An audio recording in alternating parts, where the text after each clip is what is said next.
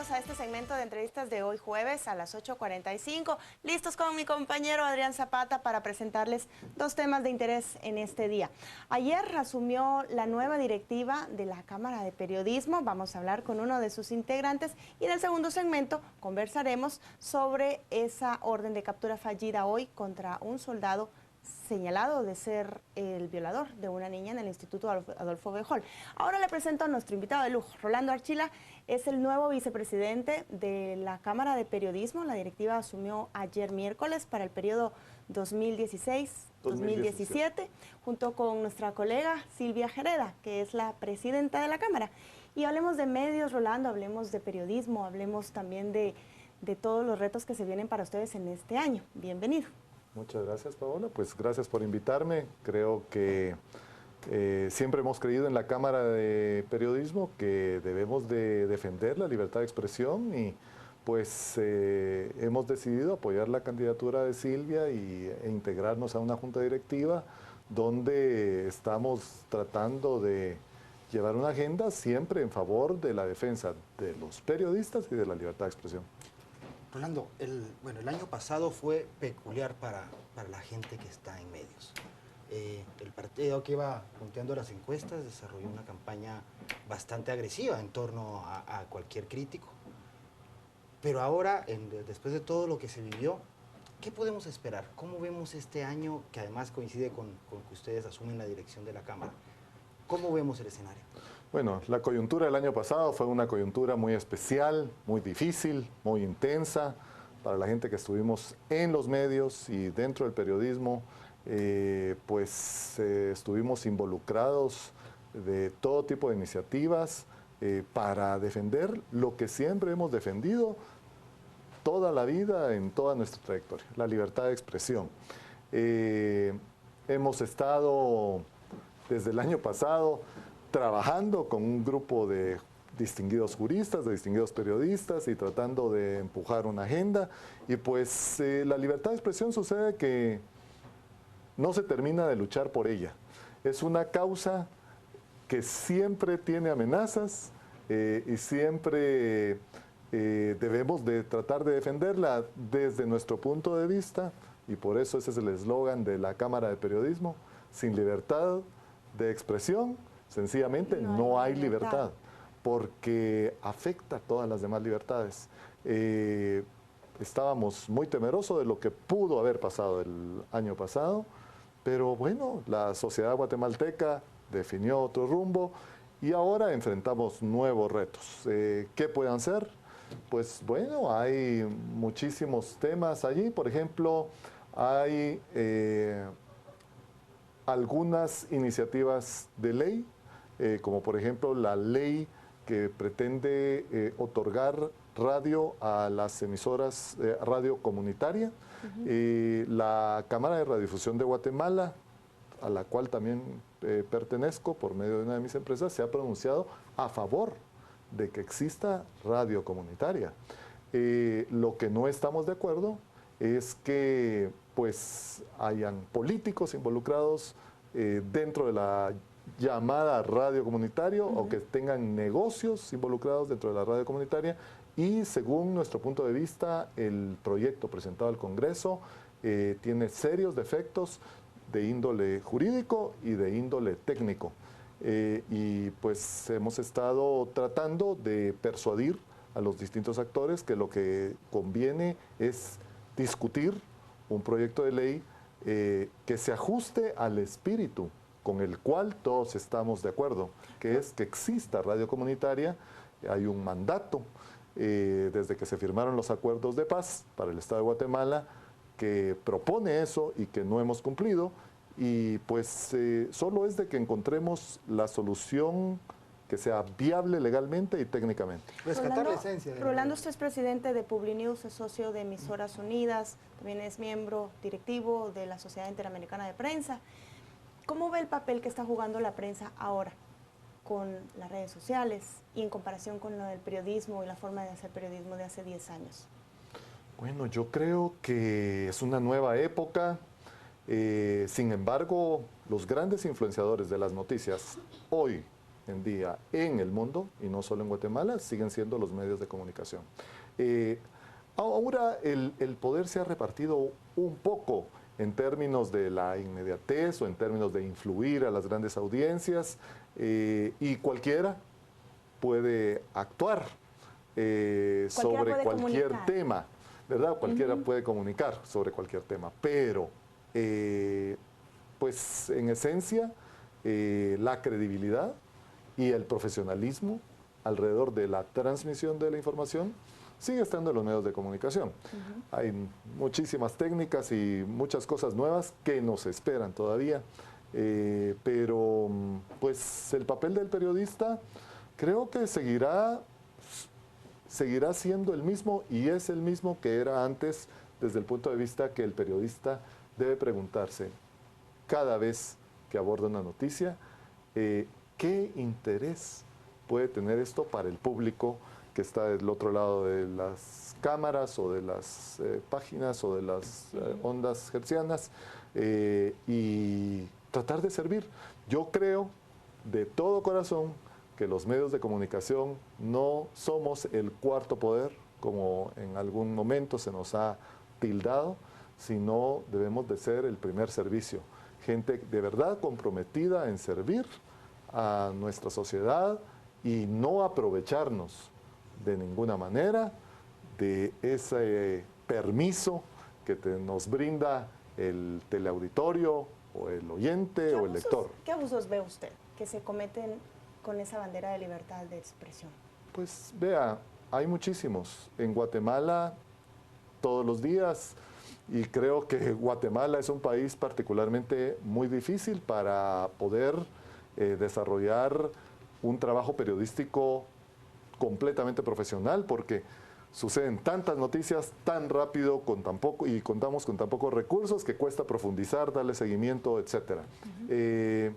Pero en la Cámara, yo personalmente siempre he pensado que no importa que yo no esté de acuerdo con lo que alguien esté haciendo dentro de un medio de comunicación, en una columna o algo por el estilo, pero ese derecho de expresarse es lo que puede permitir que esta sociedad se desarrolle política, social y económicamente. Entonces, pues no estoy de acuerdo con lo que dicen, pero estoy de acuerdo en que tiene la libertad de decir lo que quieran decir. En una sociedad tan convulsa, como usted dice, pero además en esta ola que aparentemente es imparable, ¿no? de violencia, y que una cosa supera a la otra en saña y en monstruosidad, el rol del periodismo se torna mucho más complicado en la capital. Y en el interior, Rolando, ¿cómo podemos ver primero ese distanciamiento en las condiciones? Y segundo, ¿el Estado hace algo para poder entrarle a eso? ¿O es deseable, no? ¿Qué podría hacer? Justamente dentro de los planes que estamos trabajando en la nueva directiva está en tratar de incidir más en un plan de protección a periodistas, especialmente del interior del país, que realmente se autorregulan, especialmente en el interior del país, porque pues allí el crimen organizado campea de una manera un poco diferente que en la ciudad.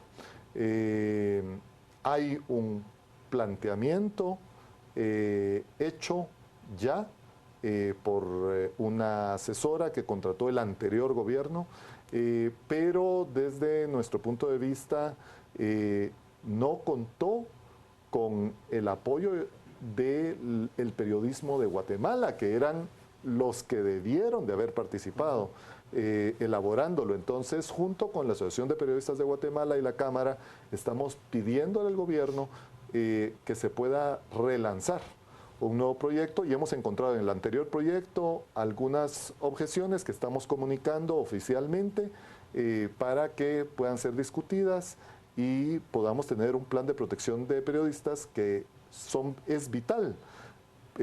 Muchos periodistas corren riesgo su vida hoy, él y sus familias. Ciertamente hay riesgos, pero son diferentes para el periodista de provincia que el que lo ejerce en la capital. ¿Cómo hacen ustedes ese análisis de lo que debería contemplar un nuevo proyecto más alimentado de las Bueno, hay una diferentes metodología muy grande y muy profunda alrededor de establecer cuáles son las urgencias, las necesidades de los periodistas y pasan desde el Estado está obligado a brindar protección al periodista, pero pasan desde apoyo a las familias, apoyo económico, apoyo en su seguridad, apoyo jurídico. Tenemos toda una metodología sugerida en este plan y pues por supuesto hay una metodología para calificar quiénes deben de optar por más o menos protección dependiendo del caso. Si el periodista, los periodistas que murieron el año pasado asesinados hubiesen podido ser protegidos, hubiéramos salvado la vida de 3 periodistas. Y pues eso nos motiva a seguir trabajando de manera organizada a proteger el periodismo y la libertad de expresión. Entonces eso es otro tema de la agenda y es un tema muy importante. Creemos que debemos de trabajar de la mano con la representación que tiene representatividad legal en Guatemala, que es la Asociación de Periodistas de Guatemala y la Cámara Guatemalteca de Periodismo, tienen personería jurídica y tienen equipos de profesionales que conocen profundamente el tema y que deben de participar en la elaboración de este documento. A esa pregunta iba yo justamente, en el tema del gremio de periodistas, ¿no? Ajeno, en lo personal lo desconozco, pero ¿existe la suficiente unidad gremial? Primero, ¿hay un ambiente favorable para esto? Y si no, es el por qué no, o se limita a estos esquemas de representatividad. Es decir, ¿juega un rol importante la representatividad? Esa sería la pregunta, Toral. La mayoría de los periodistas no están agremiados a ninguna de las dos asociaciones. ¿Por qué? Porque no encuentran ningún beneficio en agremiarse.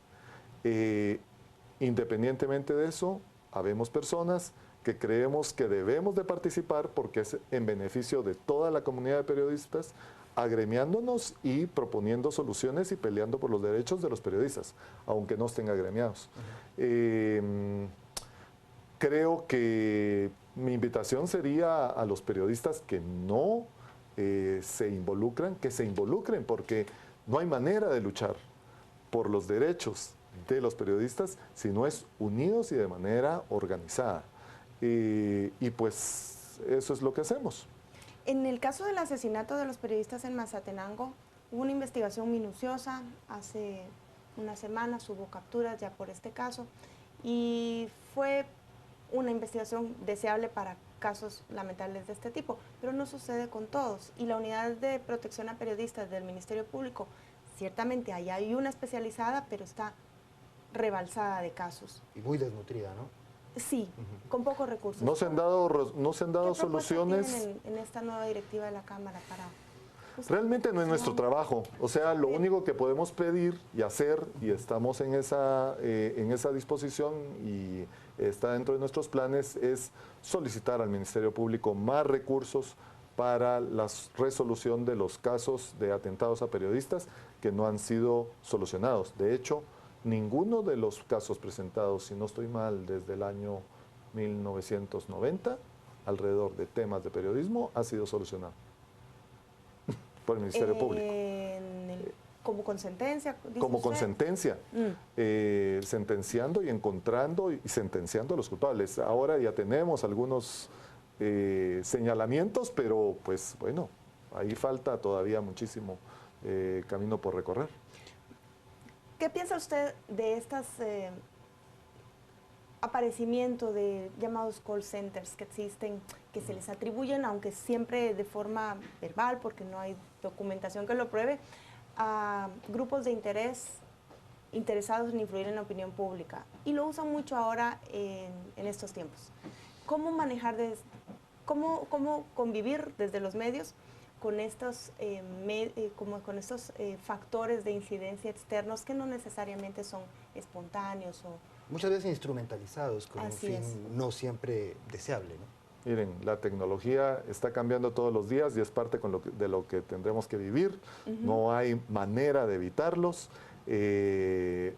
Es más, mi percepción, y entiendo mucho del tema, es que eso va a ser todavía, está empezando, va a ser todavía más grande de lo que hemos observado. Porque estamos viendo como los primeros indicios, y en cuanto se encuentre un modelo de negocio allí, también puede funcionar paralelamente. Ya hay modelos de negocios, ya hay solo modelos que de súper bajo perfil. Súper bajo perfil, pero eso está cambiando de manera acelerada, y además de eso, de que hay modelos de negocios, además de eso, la tecnología está evolucionando a tal punto que hay call centers robotizados que permiten lanzar 10.000 mensajes desde 10.000 cuentas diferentes sin que Twitter, Facebook o las diferentes plataformas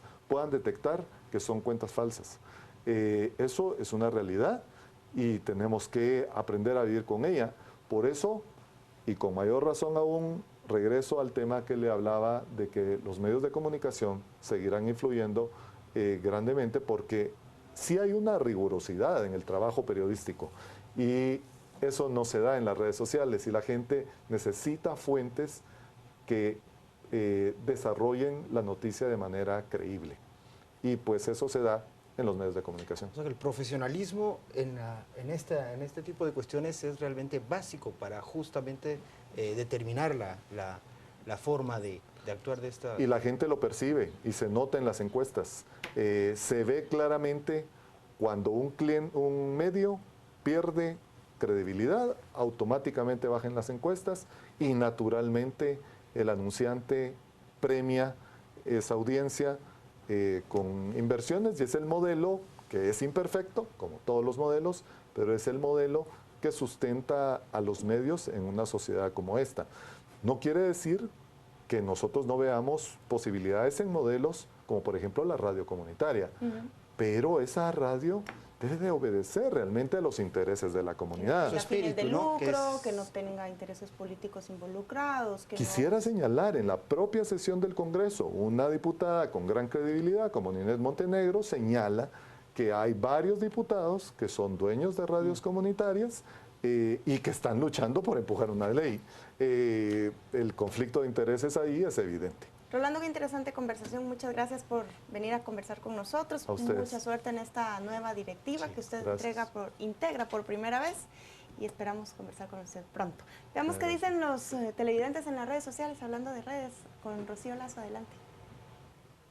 Paola, muchas gracias. Buenas noches. Hablamos en este momento sobre los retos de hacer periodismo en Guatemala. Para nosotros es muy importante su opinión, así que esperamos sus comentarios en nuestras redes sociales. En Facebook y en Twitter nos encuentra como Canal Antigua. Vamos a comenzar con los comentarios. Estuardo Abril: al igual que todo en Guatemala, bailan al sol que les tocan.